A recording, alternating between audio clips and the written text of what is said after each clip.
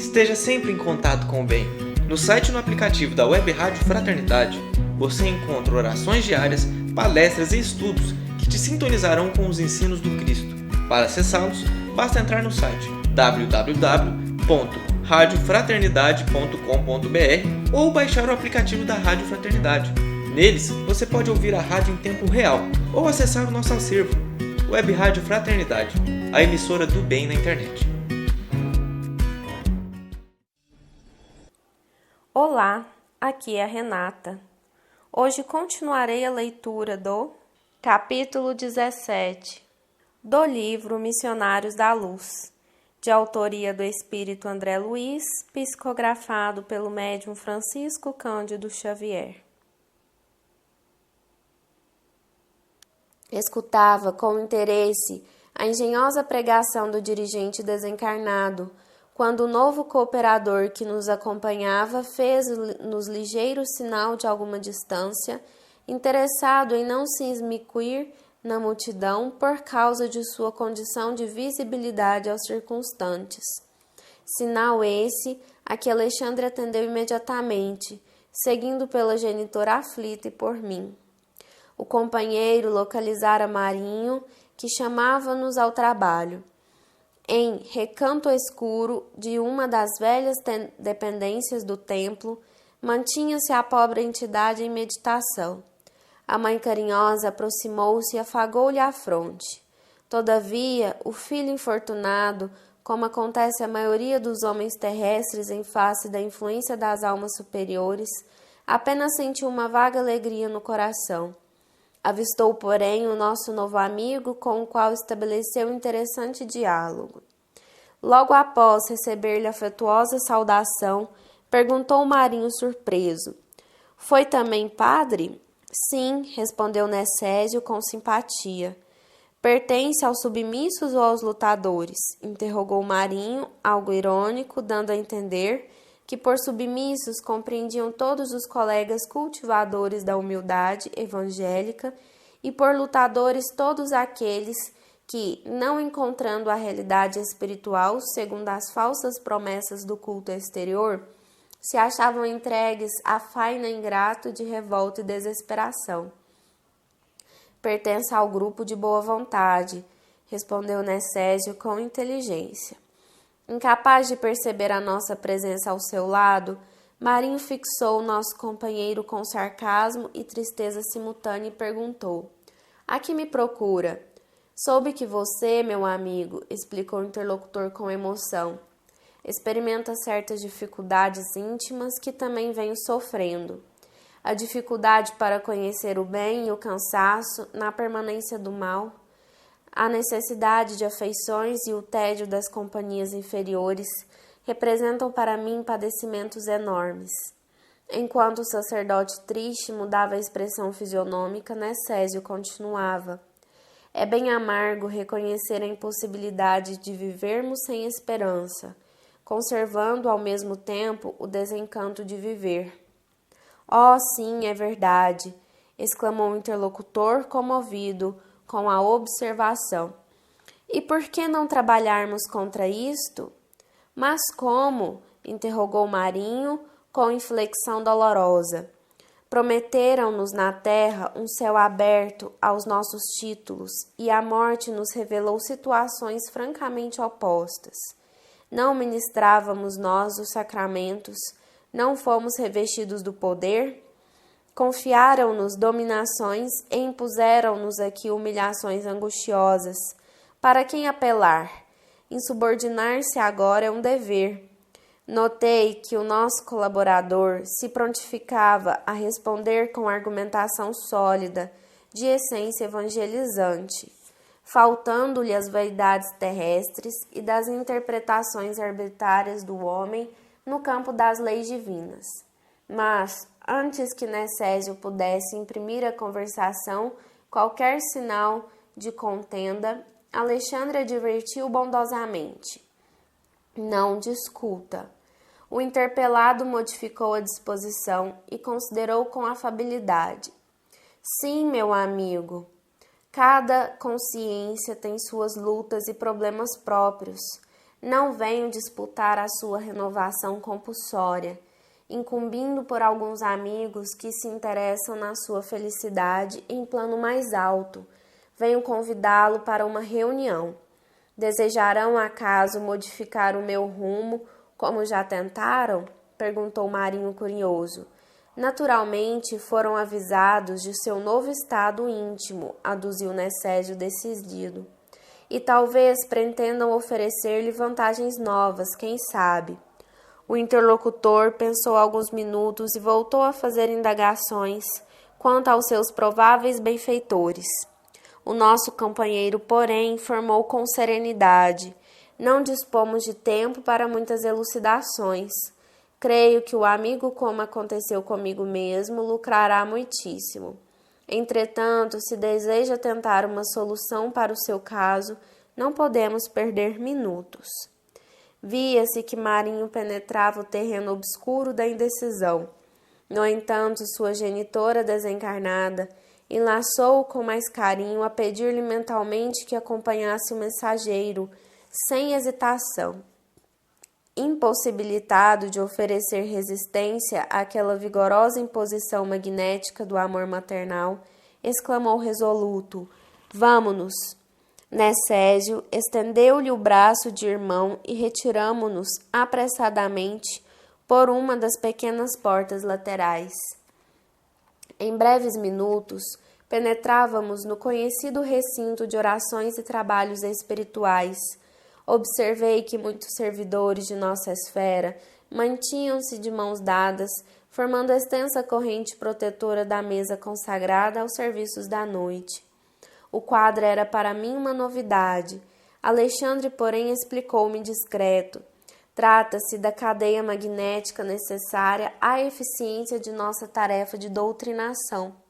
Sem essa rede de forças positivas que opera a vigilância indispensável, não teríamos elementos para conter as entidades perversas e recalcitrantes.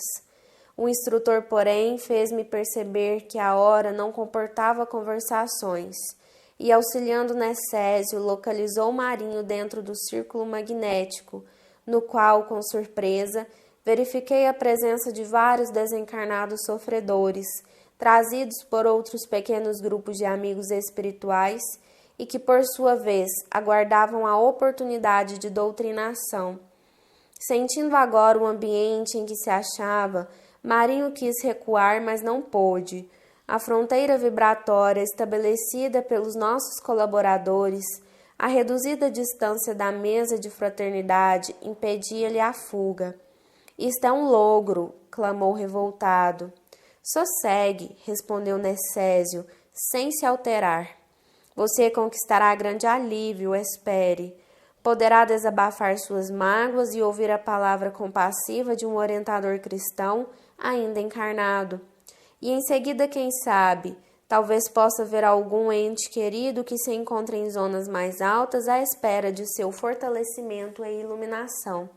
Não quero, bradava o infeliz. Sabe assim a verdade, meu amigo? Perguntou-lhe o nosso companheiro com inflexão de ternura. Poderá adivinhar a procedência do socorro hoje? Conseguirá lembrar-se de quem me enviou ao seu encontro? O sacerdote desencarnado fixou nele os olhos tomados de expressão terrível, mas Necésio, sem perder a calma, falou, depois de uma pausa mais longa. Sua mãe. Marinho escondeu o rosto nas mãos e prorrompeu com pranto angustioso. A esse tempo, secundado por diversos auxiliares, Alexandre prestava ao organismo de Otávia o máximo de concurso fraterno, em cotas abundantes de recursos magnéticos. Compreendi que, se para os fenômenos de intercâmbio com os desencarnados esclarecidos era necessário o auxílio de nosso plano ao campo mediúnico, no caso presente essa cooperação deveria ser muito maior, em vista da condição dolorosa e lastimável dos comunicantes. Com efeito, a médium Otávia recebia os mais vastos recursos magnéticos para a execução de sua tarefa. Daí a minutos providenciava-se a incorporação de Marinho, que tomou a intermediária sob forte excitação. Otávia, provisoriamente desligada dos veículos físicos, mantinha-se agora algo confusa, em vista de encontrar-se envolvida em fluidos desequilibrados, não mostrando a mesma lucidez que lhe observáramos anteriormente. Todavia, a assistência que recebia dos amigos de nosso plano era muito maior. Um instrutor, de elevada condição hierárquica, substituiu Alexandre junto da médium, passando o meu orientador a inspirar diretamente o colaborador encarnado que dirigia a reunião. Enquanto isto ocorria, vários ajudantes de serviço recolhiam as forças mentais emitidas pelos irmãos presentes, inclusive as que influíam abundantemente do organismo mediúnico, o que, embora não fosse novidade, me surpreendeu pelas características diferentes com que o trabalho era levado a efeito. Não pude conter-me e interpelei um amigo em atividade nesse setor. Esse material, explicou-me ele bondosamente, representa vigorosos recursos plásticos para que os benfeitores de nossa esfera se façam visíveis aos irmãos perturbados e aflitos, ou para que materializem provisoriamente certas imagens ou quadros, indispensáveis ao reavivamento da emotividade e da confiança das almas infelizes, com os raios e energias de variada expressão emitidos pelo homem encarnado.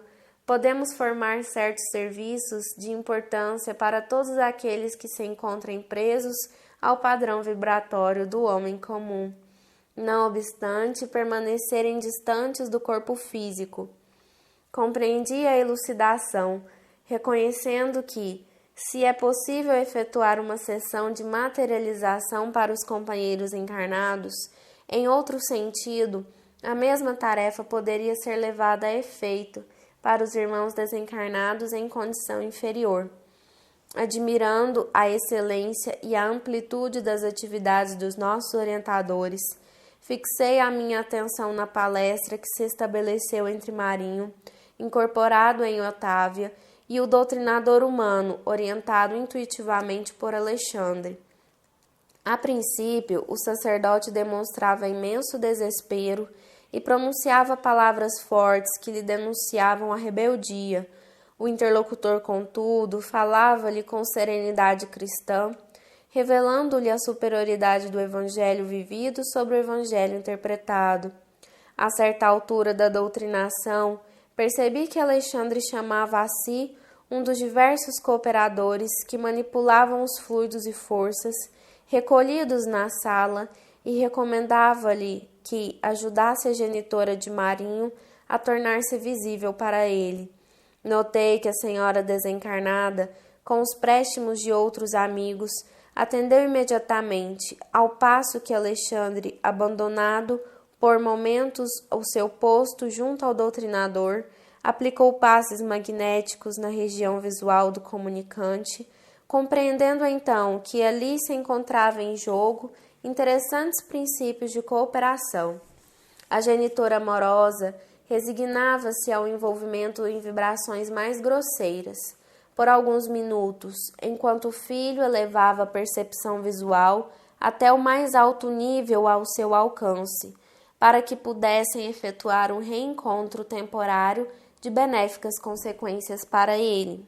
Voltou Alexandre a fixar-se ao lado do dirigente e, com surpresa, ouvi que o amigo encarnado desafiava o exasperado comunicante, agindo francamente por intuição, com a sua voz quente de sinceridade no ministério do amor fraternal. Observe em volta de si, meu irmão, exclamava o doutrinador comoventemente. Reconhece quem se encontra ao seu lado? Foi então que o sacerdote lançou um grito terrível. Minha mãe, disse ele alarmado de dor e vergonha. Minha mãe. Por que não render-se ao amor do nosso Pai Celeste, meu filho? Disse a genitora emocionada, abraçando-o. Chega de vãs discussões e de contendas intelectuais. Marinho, a porta de nossas ilusões terrenas, cerrou-se com os nossos olhos físicos. Não transfira para cá nossos velhos enganos, atenda-me. Não se revolte mais. Humilhe-se diante da verdade, não me faça sofrer por mais tempo. Os encarnados presentes viam tão somente o corpo de Otávia, dominado pelo sacerdote que lhes era invisível, quase a arrebentar-se de soluços atrozes, mas nós víamos além. A nobre senhora desencarnada postou-se ao lado do filho e começou a beijá-lo, em lágrimas de reconhecimento e amor. Pranto copioso identificava-os. Cobrando forças novas, a genitora continuou: Perdoe-me, filho querido, se em outra época induziu seu coração à responsabilidade eclesiástica, modificando o curso de suas tendências. Suas lutas de agora atingem minha alma angustiada. Seja forte, Marinho, e ajude-me. Desvencie-lhe dos maus companheiros. Não vale rebelar-se. Nunca fugiremos à lei do eterno. Onde você estiver, a voz divina se fará ouvir no imo da consciência. Nesse momento, observei que o sacerdote recordou instintivamente os amigos, tocado de profundo receio. Agora que reencontrava a mãezinha carinhosa e devotada a Deus, que sentia a vibração confortadora do ambiente de fraternidade e fé, sentia medo de regressar ao convívio dos colegas endurecidos no mal. Apertou a destra materna, confiante, e perguntou: Ó, minha mãe, posso acompanhá-la para sempre? A entidade amorável contemplou-o com redobrado amor, através do véu de pranto, respondeu: Por enquanto não, meu filho. Poderá você distanciar-se do desequilíbrio neste momento, quebrar todos os elos que o prendam às zonas inferiores, abandonando-os de vez. Entretanto, há que transformar sua condição vibratória por meio da renovação íntima para o bem, mediante a qual é possível nossa reunião em breve no lar divino. Não tenha receio, porém. Providenciaremos todos os recursos necessários à sua vida nova, desde que você modifique sinceramente os propósitos espirituais. Dê-nos a boa vontade fiel e Jesus nos auxiliará quanto ao resto. Temos aqui um desvelado amigo que nos prestará sua valiosa colaboração. Refiro-me a Necésio, o bom irmão que o trouxe ao nosso encontro. Ele colocará à sua disposição os recursos precisos à conduta diferente. A princípio, Marinho, você experimentará dificuldades e dissabores. Será assediado pelos antigos companheiros que se converterão em adversários, mas sem a luta que facilita a aquisição dos valores reais, não aprenderemos onde se encontra o nosso verdadeiro lugar na obra de Deus. O filho infortunado prometeu-lhe a transformação imprescindível. Depois de encorajá-lo com a ponderada ternura, a devotada senhora deixou-o entregue aos cuidados de Necésio, que prazerosamente recebeu a missão de encaminhá-lo na esfera dos deveres novos. Após despedir-se da mãezinha abnegada, que voltou à nossa companhia, o sacerdote conversou ainda por alguns minutos com o dirigente encarnado da reunião, surpreendendo-o com a mudança brusca. Fora obtida de fato uma dádiva do Senhor. A dedicação maternal produzira salutares efeitos naquele coração exasperado e desiludido. Marinho não poderia ser arrebatado das sombras para a luz somente em virtude da amorosa cooperação de nosso plano, mas recebeu nosso auxílio fraterno e utilizaria os elementos novos para colocar-se a caminho da vida mais alta. Reconhecia, admirando a justiça do Pai, que a genitora dedicada não poderia entregar-lhe a colheita de luz que lhe era própria. Contudo, fornecia-lhe valiosas sementes para que ele as cultivasse com bom lavrador. Outros grupos, procedentes de outras religiões, traziam seus tutelados para a doutrinação, de acordo com um programa de serviço estabelecido previamente.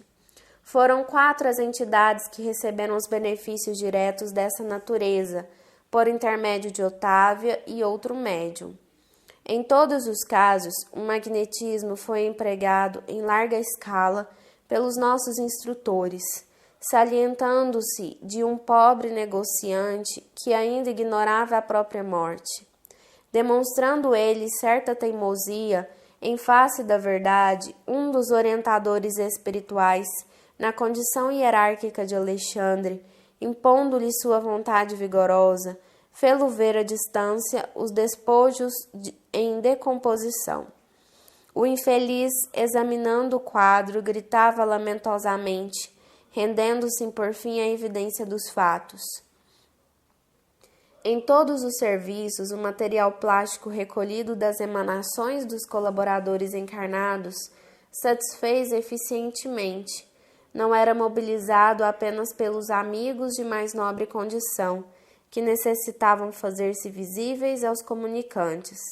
Era empregado também na fabricação momentânea de quadros transitórios e de ideias-formas que agiam beneficamente sobre o ânimo dos infelizes, em luta consigo mesmos. Uns dos necessitados, que tomaram o médio sob forte excitação, quis agredir os componentes da mesa em tarefa de auxílio fraternal. Antes, porém, que pusesse em prática o sinistro desígnio, vi que os técnicos de nosso plano trabalhavam ativos na composição de uma forma sem vida própria, que trouxeram imediatamente, encostando-a no provável agressor. Era um esqueleto de terrível aspecto, que ele contemplou de alto a baixo, pondo-se a tremer humilhado, esquecendo o triste propósito de ferir benfeitores. Depois dos trabalhos complexos de nossa esfera, terminou a sessão com grandes benefícios para todos.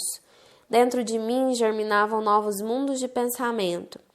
Os trabalhos havidos para cada caso particular constituíam lições diferentes para a minha alma, e aturdido pela dilação de luz que se fazia cada vez mais intensa e viva no meu círculo mental, reconheci que os gênios celestes poderiam trazer o mais belo e eficiente socorro aos espíritos da sombra, que, movidos de piedade e amor, conseguiriam instalar abundantes celeiros de bênçãos junto aos dos sofredores, mas que, de conformidade com a eterna lei, os necessitados só poderiam receber os divinos benefícios se estivessem dispostos a aderir por si mesmos aos trabalhos do bem. Encerro aqui a leitura do capítulo 17. No próximo programa, iniciaremos a leitura e comentários do próximo capítulo do livro Missionários da Luz. Amigas e amigos ouvintes, aqui é Licurgo e nós estamos aqui hoje para concluir o capítulo 17. Ele foi iniciado no programa anterior e nós então agora vamos fechá-lo. A Renata já leu para nós a parte que nos interessa. No programa anterior, quando iniciamos esse capítulo 17, nós acompanhamos o Alexandre e o André Luiz recebendo a visita de uma mãe que pedia ao Alexandre auxílio para resgatar o seu filho Marinho.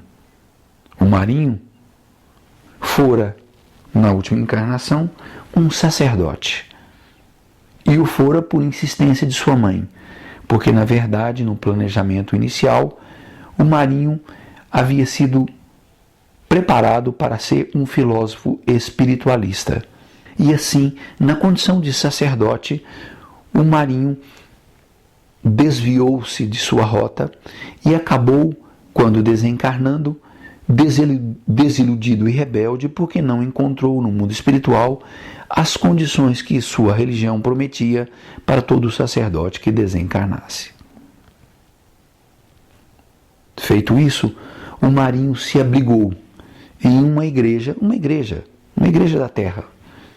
Ele se abrigou ali junto com outros sacerdotes que também se rebelaram com a condição que encontraram na vida espiritual, diferente da que havia sido prometida quando estudaram os mandamentos e preceitos de sua religião.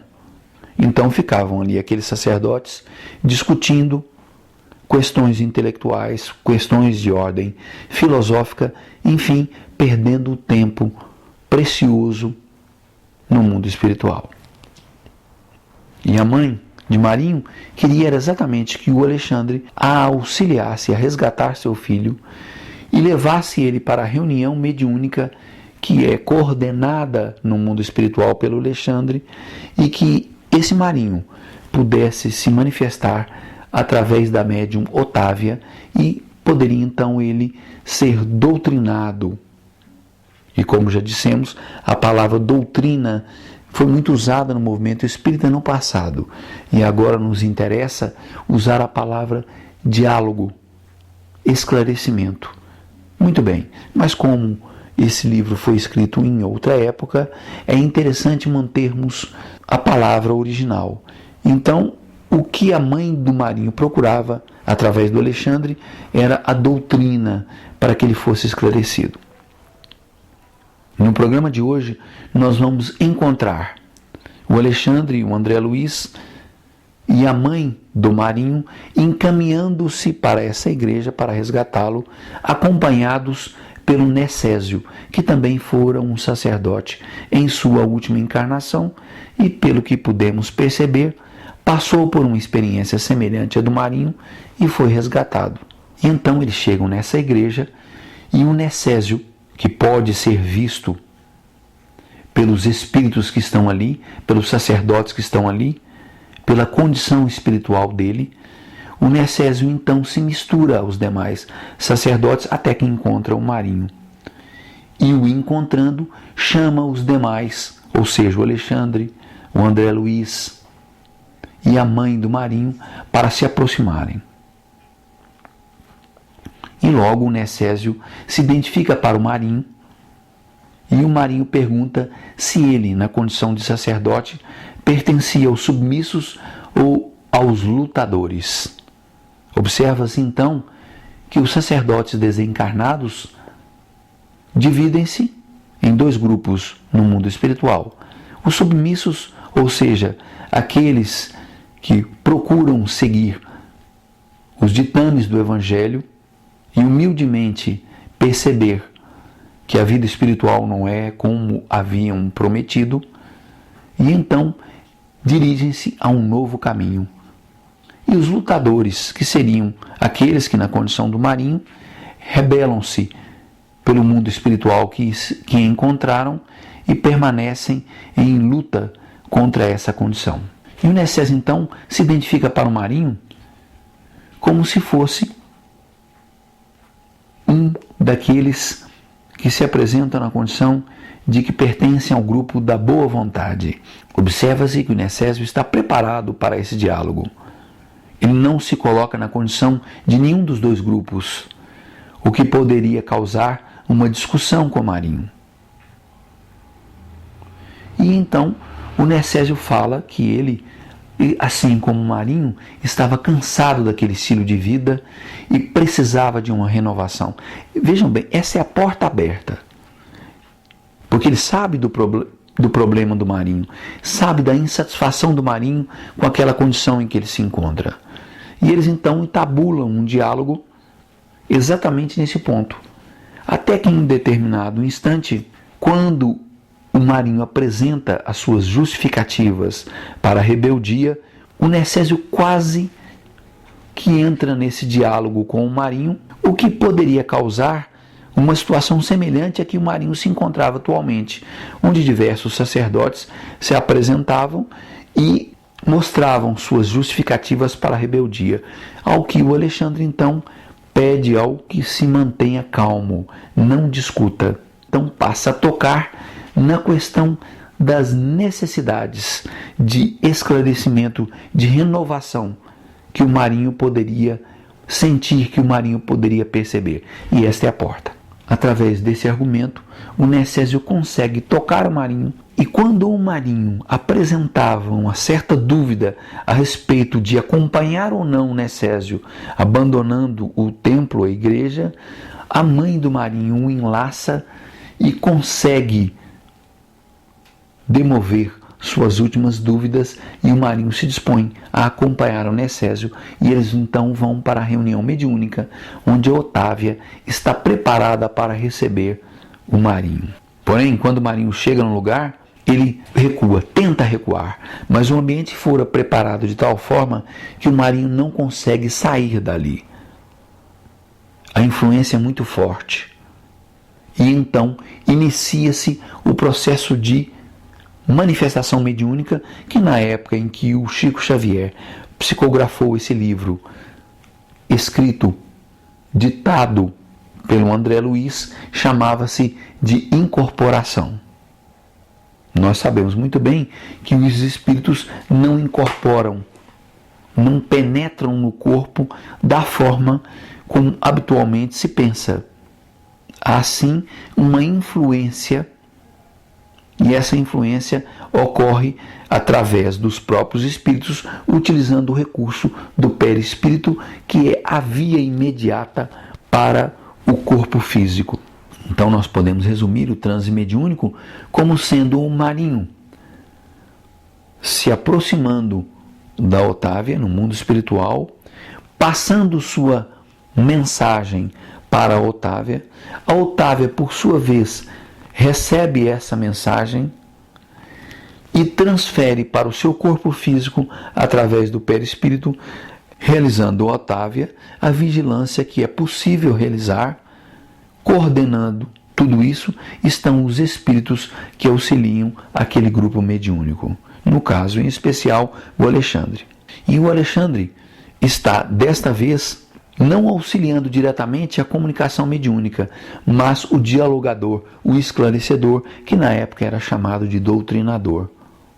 Então o Alexandre influencia o chamado doutrinador, que então dialoga com o Marinho através da Otávia, e por sua vez a comunicação do Marinho através do Otávia é acompanhada por outro espírito da condição semelhante ao do Alexandre.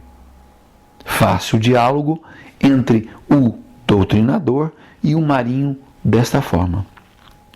E é então que o Marinho recebe essas orientações evangélicas através do doutrinador, e mesmo apresentando-se reticente, o Marinho então dialoga, até que em determinado instante o dialogador, o doutrinador, usa da referência de que sua mãe que o trouxera naquele lugar.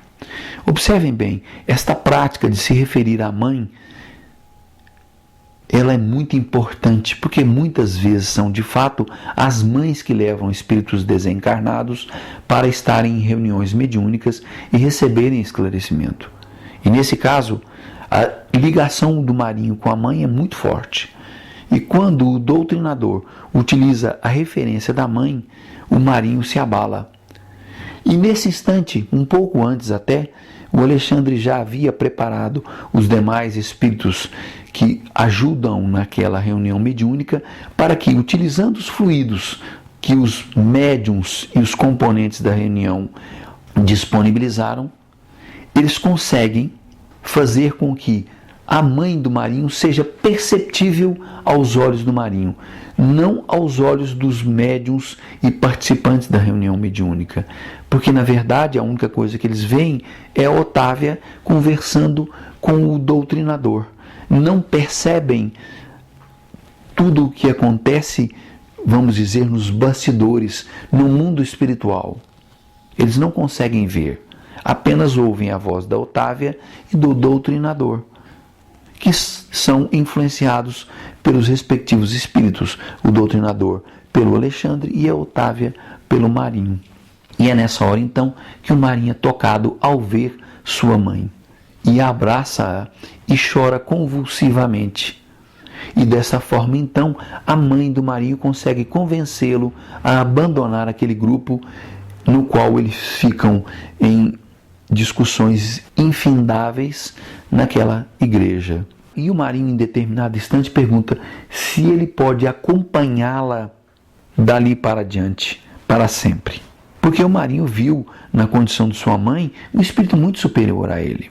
Só que a mãe do Marinho esclarece que, de fato, ele não poderá acompanhá-la naqueles momentos iniciais. Ele precisa receber atendimento adequado à sua condição espiritual, em região, em área adequada à sua condição espiritual. E para isso, ele será acompanhado pelo necésio. Mas depois de se situar, de se fortalecer, de se esclarecer, ele poderá ter a oportunidade de estar com sua mãe. Mas alerta a mãe que os antigos companheiros do Marinho procurarão por ele e tentarão demovê-lo daquele estilo de vida, levando-o de volta para a igreja e para as antigas discussões filosófico-religiosas que eram infindáveis e infrutíferas para todos. E ele então precisará ser forte. Ora, essa situação acontece em nossa vida diária. Quando, por exemplo, alguém é usuário de álcool e faz uso do álcool constantemente, e quando resolve mudar o seu estilo de vida, os antigos companheiros procuram aquele usuário de álcool na tentativa de levá-lo novamente para o seu grupo.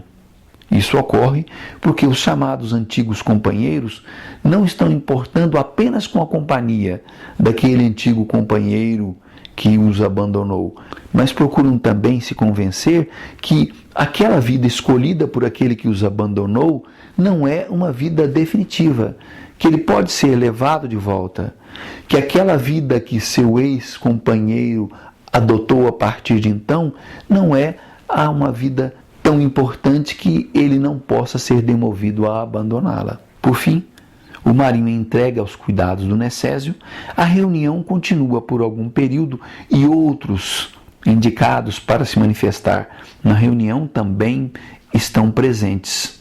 E o André Luiz traz um pequeno esclarecimento a respeito do uso dos fluidos pelos espíritos nas reuniões mediúnicas, fluidos esses que são tirados na maior parte das vezes dos participantes da reunião, mas também podem ser retirados dependendo das circunstâncias e das necessidades da própria natureza ou de outras pessoas, e que são usados não somente para atender às necessidades dos encarnados, mas também pode ser usados muitas vezes para que os desencarnados em condição inferior possam ver desencarnados em condições melhores, que estão a princípio invisíveis aos seus olhos, mas que podem se tornar visíveis através do uso desses fluidos.